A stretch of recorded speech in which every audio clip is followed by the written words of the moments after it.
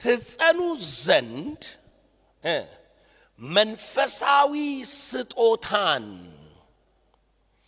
እንዳካፍላችሁ ላያችሁ እናፍቃለሁና ትጸኑ ዘንድ።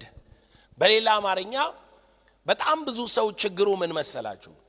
ወደ መለኮታዊ ትምህርት ስርዓት ይመጣል። ሰው የሚጸናው ስፒሪቹዋል ጊፍቶች በህይወቱ ላይ ኦፕሬት ካረጉ ነው። ካለበለዛ ሃይማኖት ነው። ሃይማኖት ደግሞ የትም አያደርስም። ምን ማለት መሰለ?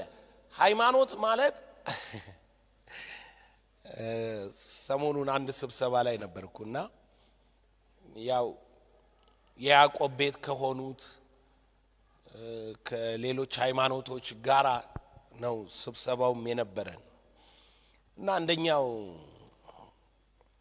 እዛ አካባቢ ያለ እዛ ወክሎ የመጣ ዶክተር አገኘኝና አወራኝ እና ወጣት እያለ የኔን ትምህርት በጣም እንደሚወድ በተለይ ውጭ ሀገር ሆኖ በጣም ይከታተለኝ እንደነበር እና ደስ እንደምለው ምናምን ነገረኝ።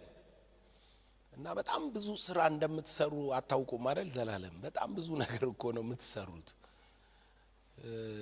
አታቋርጥ። የሆነ አንድ ቀን ነው ትውልዱ ላይ የፈጠርከው ኢምፓክት የሚገባ እና አይደለም ወንጌል አማኙ እኛ አካባቢ ሁሉ እንትን ተጽኖ ይታወቃል ምናምን እያለ አወራኝ።